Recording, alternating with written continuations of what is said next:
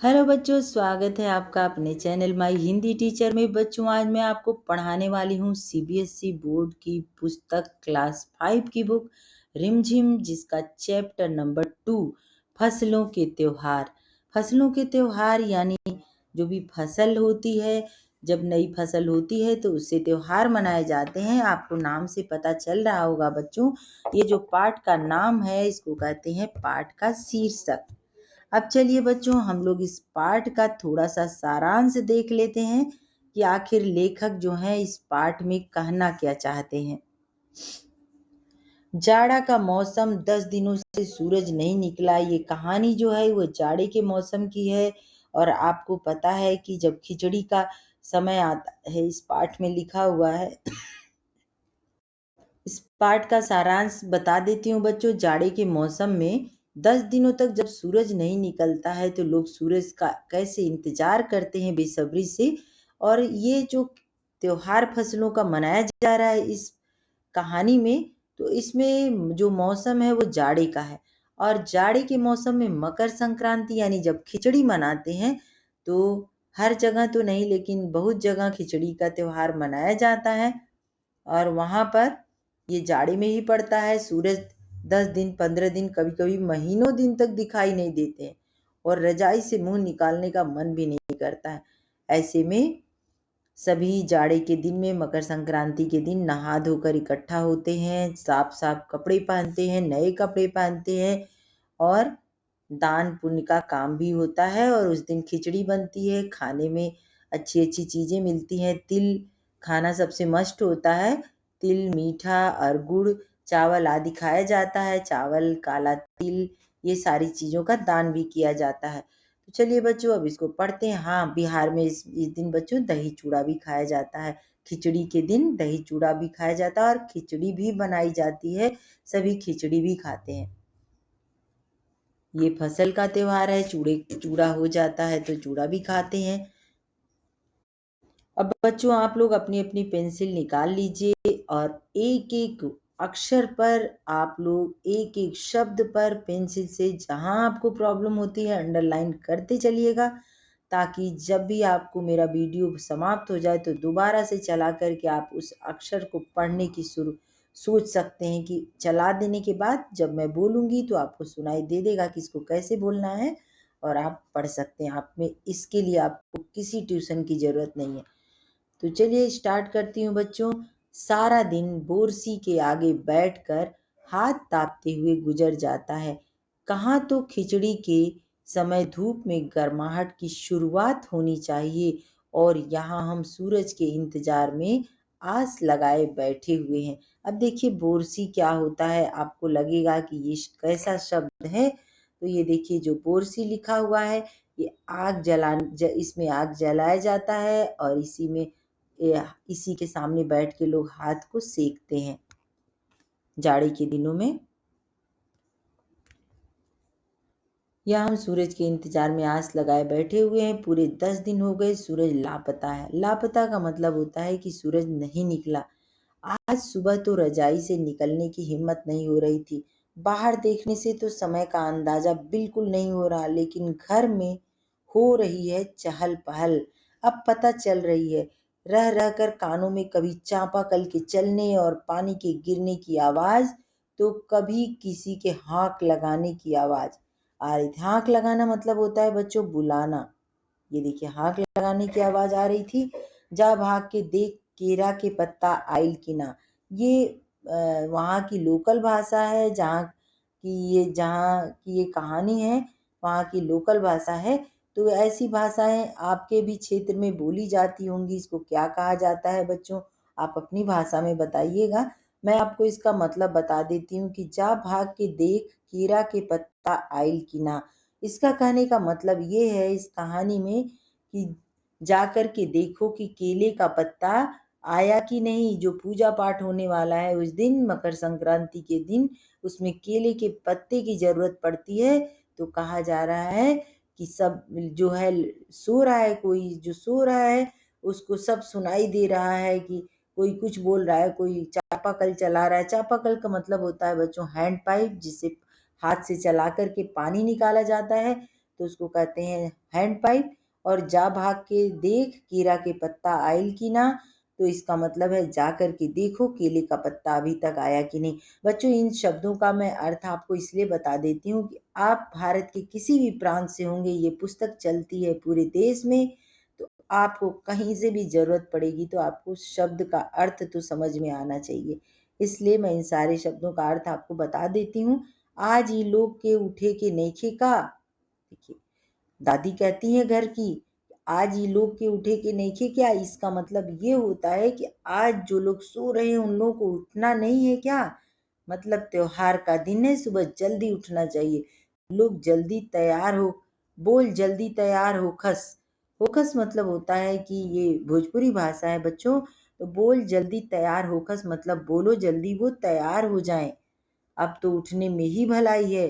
कान में बार बार आवाज जा रही है कि वो उठ नहीं रहा है, अभी तक सो रहा है। तो दादी जो बड़ी हैं उनकी आवाज सुन करके आज ये लोग के उठे के नईखे का, बोल जल्दी तैयार होकर मतलब जल्दी से उठो और जल्दी जल्दी नहा धोकर तैयार हो जाओ। अब तो उठने में ही भलाई है। भलाई में भला प्लस आई प्रत्यय, जो आई प्रत्यय लगा, इसमें सफिक्स लगा है। नहा धोकर हम सभी एक कमरे में इकट्ठा हुए। दादा और चाचा ने क्या सफेद चकाचक माड़ लगी धोती और कुर्ता पहना है। माड़ यानी स्टार्च, जो रिवाइव आज के जमाने का पैकेट आता है, वो गांव गांव में लोग चावल से निकाल करके जब चावल बना लेते हैं, चावल को पका लेते हैं, उसमें ज़्यादा पानी डालते हैं और उससे जो माड़ को पसाते हैं, जो उससे माड़ को निकालते हैं, स्टार्च उससे जो निकालते हैं बच्चों, उसको अपने कपड़ों में, धोती में, कुर्ते में लगाते हैं, वो एकदम कड़क हो जाता है। तो वही यहाँ पे माड़ लगी धोती कुर्ता पहना हुआ है, खिचड़ी में ऐसन ठाड़ हम पहले कब्बो ना दिखनी, सारा देह कनकना देता। देखिए ये भी यहाँ पर भी देशज भाषा का प्रयोग हुआ है, भोजपुरी भाषा का। खिचड़ी में ऐसन ठाड़ यानी खिचड़ी में इतनी ठंडी, ठाड़ यानी ठंडी। ये देखिए ऐसन मतलब इतना, ठाड़ यानी ठंडी, हम पहले कब्बो ना दिखनी। पहले कब्बो मतलब पहले कभी नहीं, मैंने पहले कभी नहीं इतनी ठंडी खिचड़ी यानी मकर संक्रांति में देखा।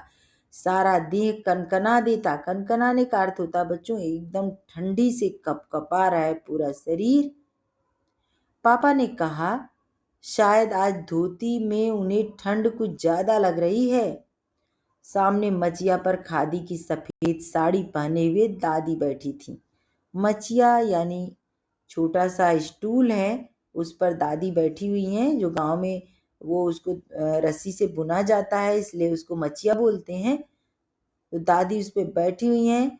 आज दादी ने अपने बाल धोए हैं, झक सफेद सेमल की रुई जैसे। झक सफेद मतलब बिल्कुल सफेद, जैसे हल्के फुल्के बाल। गौर से देखने पर एक भी काला बाल नजर नहीं आता, बिल्कुल धुली धुली सी लग रही हैं दादी। उनके सामने केले के कुछ पत्ते कतार में रखे हैं, जिस पर तिल मीठा, मिठा लिखा है बच्चों। मीठा वहाँ भोजपुरी में कहा जाता है, इसको कहते हैं मीठा। गुड़, चावल आदि के छोटे छोटे ढेर पड़े हुए हैं। किस लिए पड़े हुए हैं? केले के पत्ते पर जो कतार में रखे हुए हैं, ये इसलिए रखे हुए हैं बच्चों। देखिए यहाँ पर क्या क्या रखा है, प्रश्न आएगा तो आप याद रखिएगा। तिल, मीठा, चावल आदि छोटे छोटे ढेर पड़े हुए हैं। हमें बारी बारी से, देखिए एक ही शब्द दो दो बार आया, इसको पुनरुक्त शब्द युग्म कहते हैं। बारी बारी से उन चीजों को छूने और प्रणाम करने के लिए कहा गया है।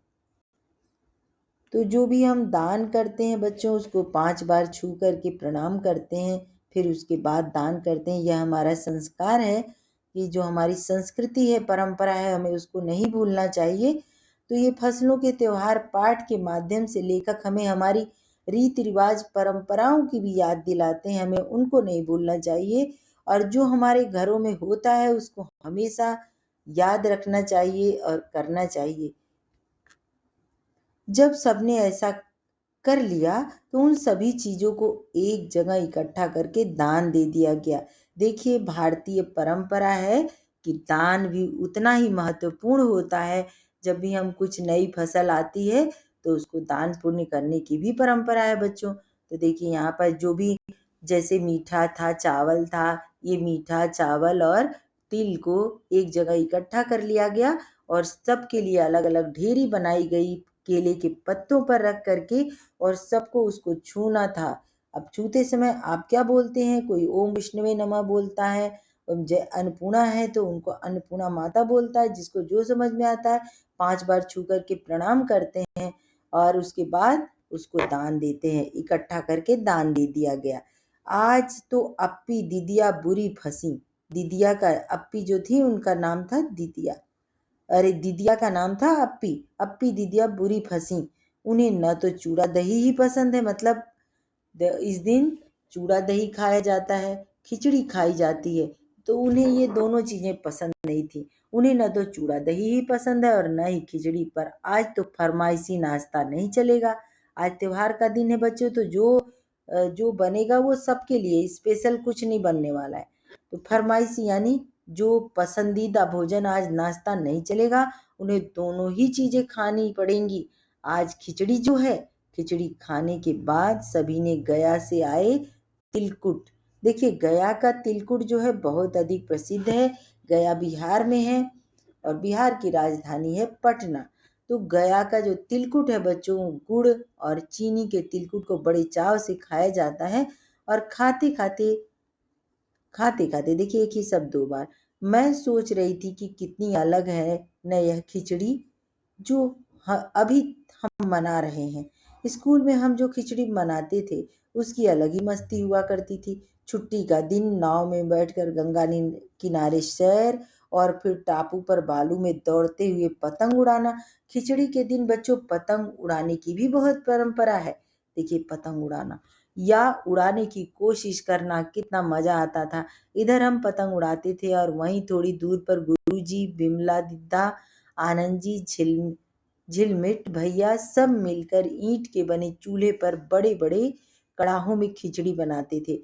हम भी बीच बीच में अपनी पतंगों को सुस्ताने सुस्ताने यानी आराम करने का मौका देते हुए मटर और प्याज छीलने बैठ जाते थे। वैसे खिचड़ी फिर दोबारा खाने को नहीं मिली। वाकई ढंग कैसा भी हो, पर है ये खुशियों का त्योहार। त्योहार में बच्चों बहुत अच्छा लगता है। बच्चों को मटर छीलने के लिए अगर दे दिया जाता है तो आधा से ज्यादा मटर तो वो छीलते छीलते साफ कर देते हैं।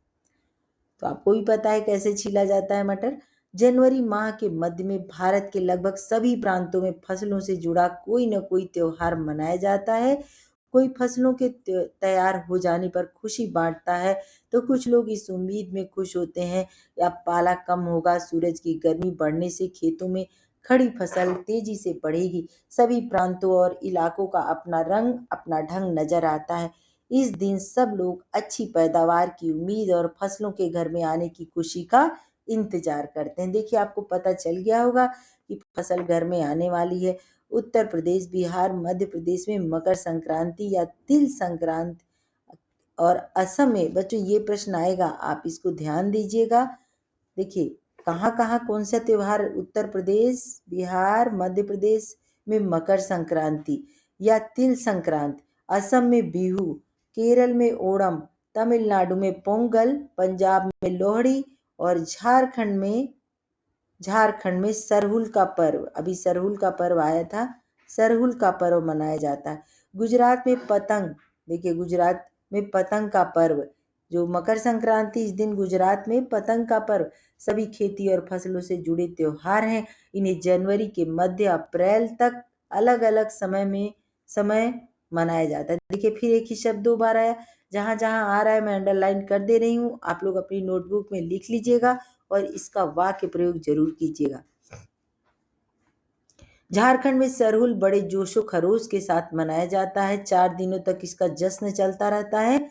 अलग अलग जनजातियां इसे अलग अलग समय में मनाती हैं। अब देखिए आप यहाँ अलग अलग लिखा है तो आप उसका दो तरह से वाक्य प्रयोग कर सकते हैं।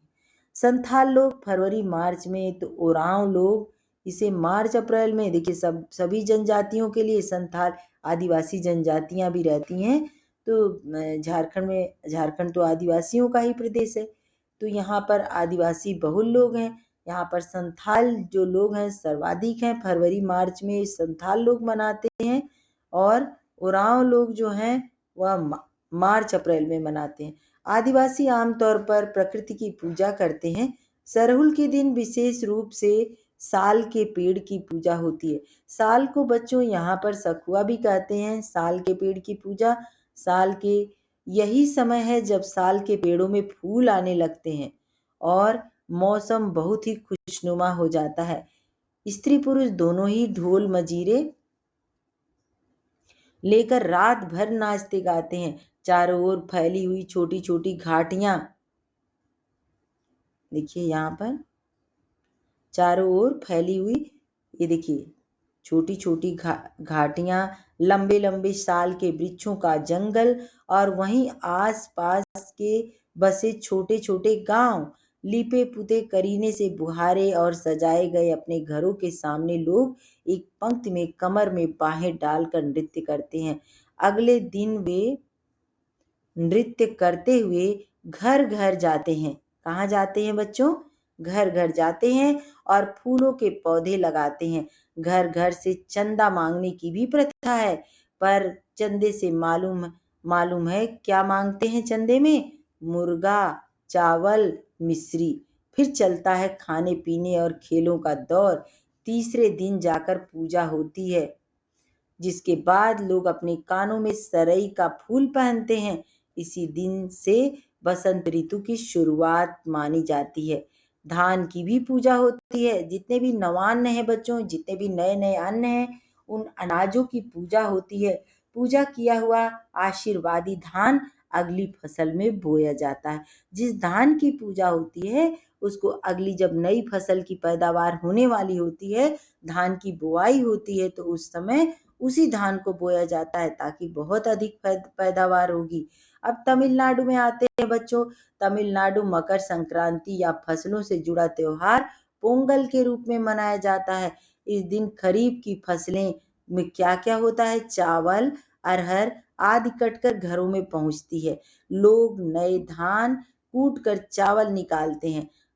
हर घर में मिट्टी का नया मटका लाया जाता है, जिसमें नए चावल, दूध और गुड़ डालकर उसे पकाने के लिए धूप में रख देते हैं। तो बहुत ही अच्छी बात है बच्चों, धूप में भी चावल को पकाया जाता है। नए चावल, दूध, गुड़ डालकर पकाने के लिए धूप में रख देते हैं। हल्दी शुभ मानी जाती है, इसलिए साबुत हल्दी को मटके के मुंह के चारों ओर बांध देते हैं। यह मटका दिन में 10:30-12 बजे तक धूप में रखा जाता है। जैसे ही दूध में उफान आता है, तो बड़ी अद्भुत बात है बच्चों की, बिना गैस के, बिना लाइट के, बिना आग के कैसे धूप से ही चावल, मटके में दूध उबल जाता है। ये अच्छी बात है। जैसे ही दूध में उफान आता है और दूध चावल मटके से बाहर गिरने लगता है, तो पोंगला पोंगल पोंगला पोंगल, खिचड़ी में उफान आ गया के स्वर सुनाई देने लगते हैं। देखिए ये सारा पोंगला पोंगल। पोंगल कहाँ का त्योहार है बच्चों? अब आपको पता चल गया होगा कि पोंगल है तमिलनाडु का त्योहार। अब चलिए दूसरी ओर चलते हैं, गुजरात में। यहीं पर बैठे बैठे हम लोग पूरे देश का भ्रमण कर लेते हैं। दूसरी ओर गुजरात में पतंगों के बिना तो मकर संक्रांति का जश्न अधूरा ही माना जाएगा। इस दिन आसमान की ओर यदि नजर उठाए तो शायद हर आकार और रंग रूप की पतंगे आकाश में लहराती हुई मिले। प्रत्येक गुजराती, चाहे वह किसी भी धर्म या जाति या आयु का हो, पतंग उड़ाता है। हजारों लाखों पतंगों से सूर्य ढक सा जाता है।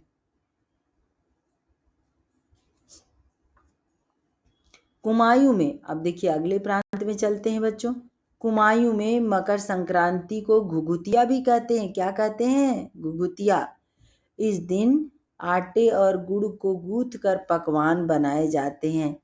इन पकवानों को तरह तरह के आकार दिए जाते हैं, जैसे डमरू, तलवार, दाड़िम का फूल। देखिए डमरू, तलवार, दाड़िम का फूल। पकवान को तलने के बाद एक माला में पिरोया जाता है। माले के बीच में संतरा और गन्ने की गंडेरी। देखिए क्या क्या रिवाज है, हर जगह के अलग अलग।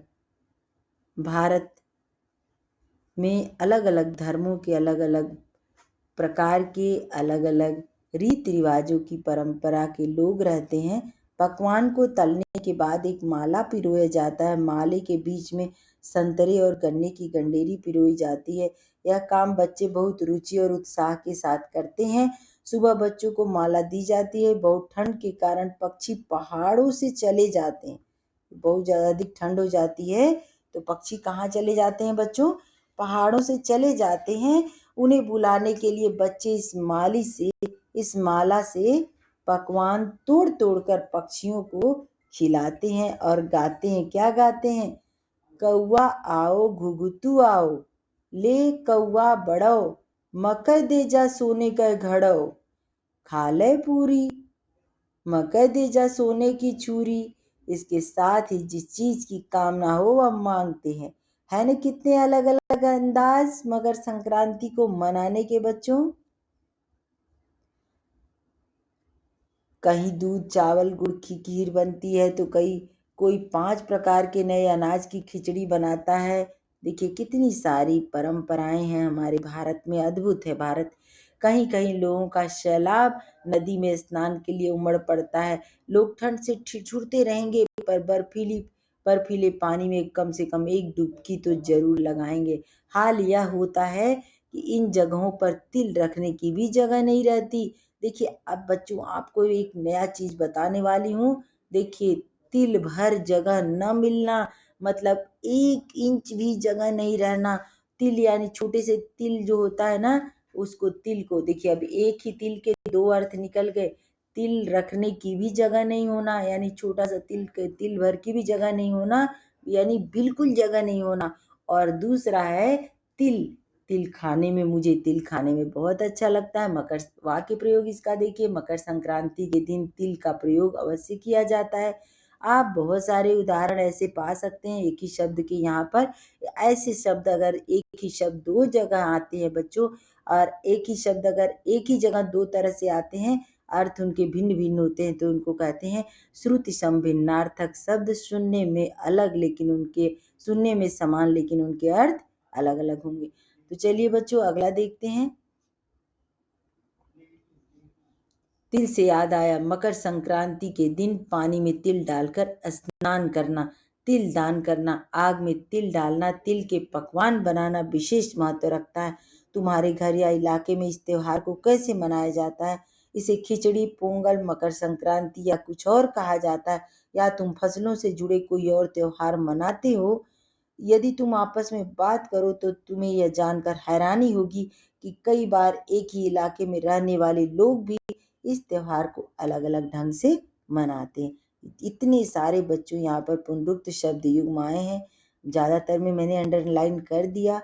अब कहाँ खिचड़ी मनाई जाती, कहाँ पोंगल, कहाँ मकर संक्रांति, ये सब आप लोग याद रखिएगा।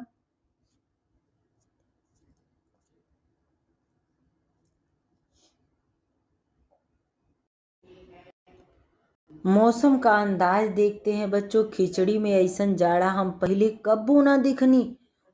यहाँ तुम खिचड़ी से क्या मतलब निकाल रही हो? खिचड़ी मतलब बच्चों पकी पकाई बनी बनाई खिचड़ी, दाल चावल मिक्स करके हल्दी नमक डाल दिया खिचड़ी बनाई। वो उस खिचड़ी की बात नहीं है बच्चों, ये खिचड़ी का त्योहार का नाम है। खिचड़ी, इसको मकर संक्रांति भी कहते हैं। तो खिचड़ी यानी मकर संक्रांति नामक त्योहार। आप लोग लिख लेंगे बच्चों इसको। खिचड़ी यानी आपको लिखना है खिचड़ी में ऐसा। तो यहाँ तुम खिचड़ी से क्या मतलब निकाल रही हो? तो आपको लिखना है यहाँ पर खिचड़ी का मतलब, मैं लिख देती हूँ। यहाँ तुम खिचड़ी से क्या मतलब निकाल रही, तो आपको लिखना है यहाँ खिचड़ी से मतलब मकर संक्रांति। संक्रांति ऊपर लिख रही हूँ बच्चों, लेकिन आपको नीचे लिखना है मकर संक्रांति के त्योहार से है। दूसरा प्रश्न बताती हूँ। क्या कभी ऐसा हो सकता है कि सूरज बिल्कुल ही ना दिखे, न निकले? अगर ऐसा हो तो ऐसा होगा बच्चों, तो चारों तरफ अंधेरा छा जाएगा और लोगों के लिए अपना काम करना मुश्किल हो जाएगा, जीवन की रफ्तार थम सी जाएगी।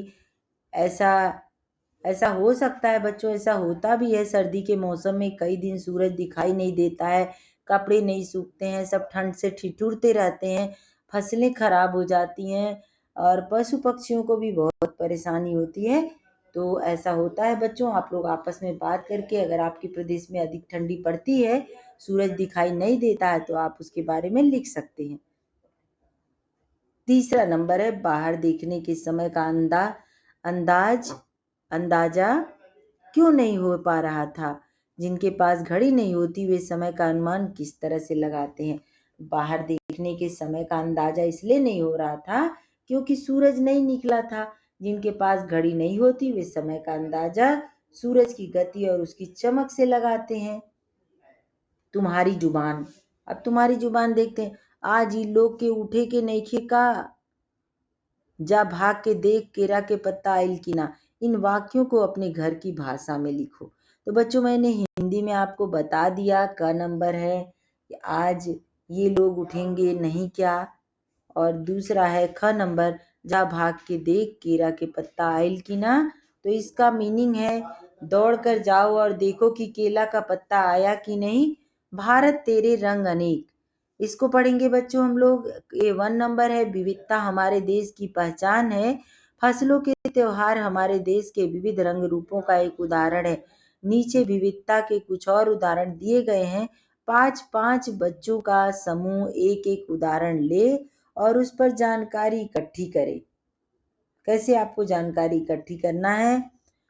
5-5 बच्चों का एक ग्रुप बनाना है। जानकारी चित्र, फोटोग्राफ, कहानी, कविता, सूचना परक सामग्री के रूप में हो सकती है। हर समूह इस जानकारी को कक्षा में प्रस्तुत करे। भाषा, कपड़े, नया वर्ष, भोजन, लोक कला, लोक संगीत। तो यहाँ पर भाषा के बारे में बता देती हूँ। भाषा, भारत में अनेक भाषाएं बोली जाती हैं। उदाहरण के लिए भारत में अनेक भाषाएं बोली जाती हैं। उदाहरण के लिए हिंदी, मराठी, पंजाबी, कन्नड़, तेलुगु आदि। हिंदी यहाँ की मुख्य भाषा है क्योंकि यह अधिकतम लोगों द्वारा बोली जाती है और यह हमारी राष्ट्रभाषा भी है बच्चों। मातृभाषा, राष्ट्रभाषा। अगला है बच्चों कपड़े। कपड़े, यहाँ के लोग विविध प्रकार के कपड़े पहनते हैं। कपड़े, उदाहरण के लिए दक्षिण भारत में लुंगी पहनी जाती है। उत्तर भारत में सलवार कुर्ता कमीज पहनते हैं, घाघरा चोली भी पहनते हैं, कुर्ता पायजामा भी पहनते हैं। तो विविध प्रकार के प्रदेश, विविध प्रकार के कपड़े, पहनावा ओढ़ावा होता है। नया वर्ष, हिंदी कैलेंडर के अनुसार नया वर्ष दिवाली, होली से शुरू होता है। यह भिन्न भिन्न प्रदेशों में भिन्न भिन्न नामों से जाना जाता है। अगला है बच्चों भोजन। भोजन, यहाँ भारत में भोजन में विविधता देखने को मिलती है।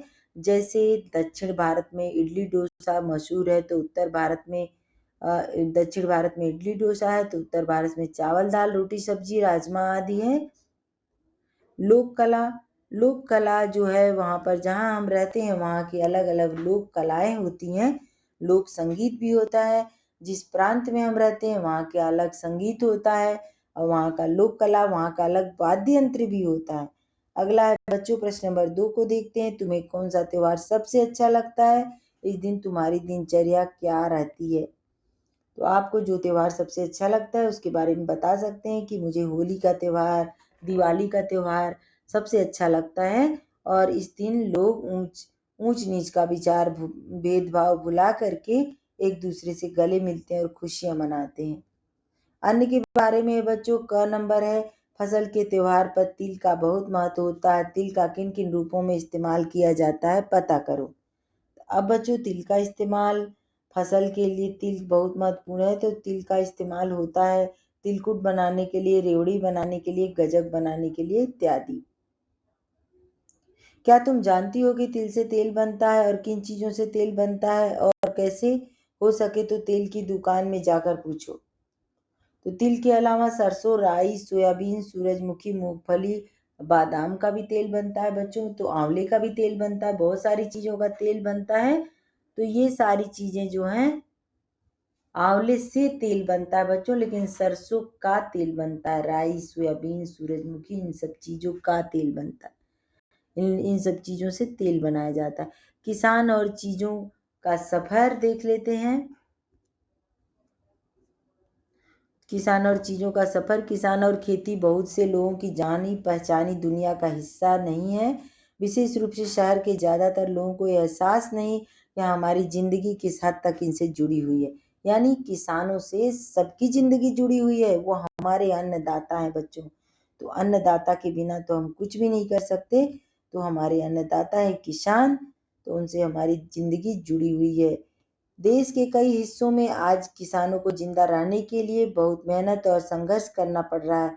अगर यह जानने की कोशिश करें कि हम दिन भर जो चीजें खाते हैं वे कहाँ से आती हैं, तो किसानों की हमारी जिंदगी में भूमिका को हम समझ पाएंगे।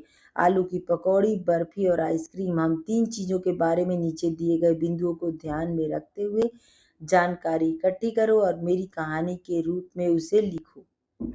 अपनी कहानी के रूप में लिखना है बच्चों। चलिए बच्चों, आज हम लोग कुछ खाना खजाना देखते हैं, कुछ बनाएंगे, मजेदार बनेगा, मजा आएगा, कुछ इनोवेशन होगा। और छोटे छोटे बच्चे, आप लोग तो 5th क्लास में पढ़ते हैं, आपको इतनी अच्छी अच्छी चीजें बनाने के लिए मिलने वाली हैं।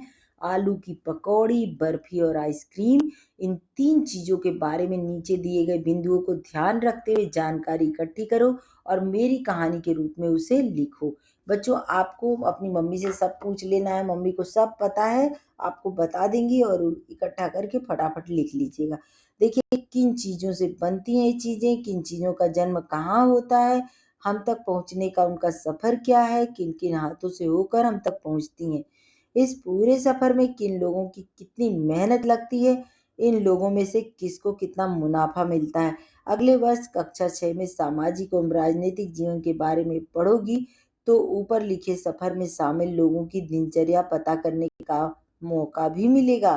खास पकवान है, गया शहर तिलकुट के लिए भी प्रसिद्ध है।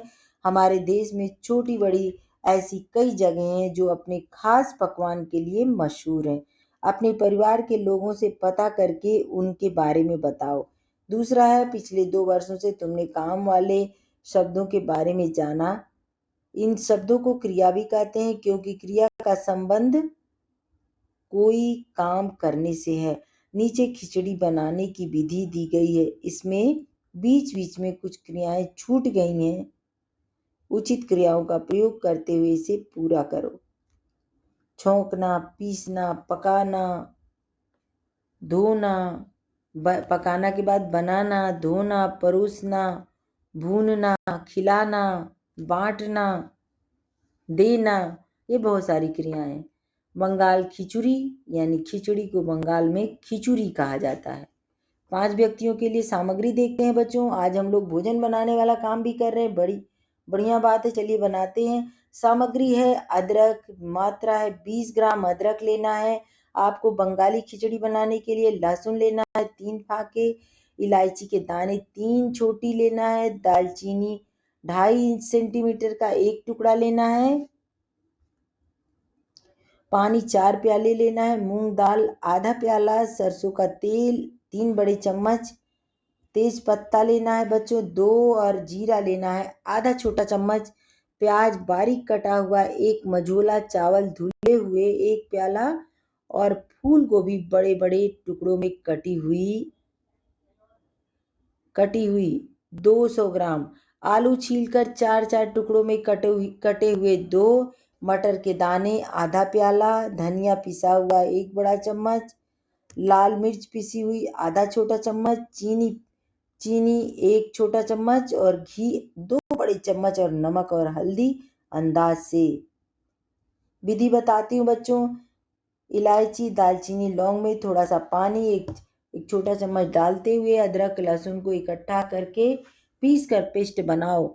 दाल को कढ़ाई में डालो और मध्यम आंच पर सुनहरी भूरी होने तक भून लो। अब दाल निकाल कर रख लो। तेल को कुकर में डालकर गरम करो। तेल गरम हो जाने पर तेजपत्ते जीरा डालो। जब चटकने लगे तो प्याज डालकर सुनहरा भूरा होने तक भूनो। अब अदरक लहसुन का पेस्ट डालकर कुछ मिनट तक चलाओ। धुली हुई दाल, चावल, सब्जी डालो और लहसुन और अच्छी तरह मिलाओ। शेष पानी 4 प्याले डालकर एक बार चलाओ। कुकर बंद करो। तेज आंच पर पूर्ण प्रेशर आने दो। अब आंच कम करके 4 मिनट तक पकने दो। भाप निकल जाने पर कुकर को खोलो। मसालों का पेस्ट मिलाओ। खिचड़ी पर घी, हींग, जीरा, साबुत लाल मिर्च से छौंक कर गर्मा गर्म परोसा जाता है, सर्व किया जाता है। छुट्टी के दिन घर में ऐसी खिचड़ी बनाने में बड़ों की मदद करो। खाने से जुड़ी कुछ अन्य क्रियाएं भी सोचो। चलिए बच्चों, ये चैप्टर बहुत बड़ा हो गया है, अब चैप्टर समाप्त हो चुका है और मिलती हूँ मैं आपसे अपने अगले वीडियो में। तब तक के लिए अगर आप मेरे चैनल पर नए हैं तो इसको सब्सक्राइब कर लीजिएगा। अगर आपको मेरा चैनल पसंद आता है बच्चों, मेरा पढ़ाया हुआ आपको पसंद आता है तो इसको लाइक कीजिएगा, शेयर कीजिएगा और कमेंट करना नहीं भूलिएगा। धन्यवाद बच्चों।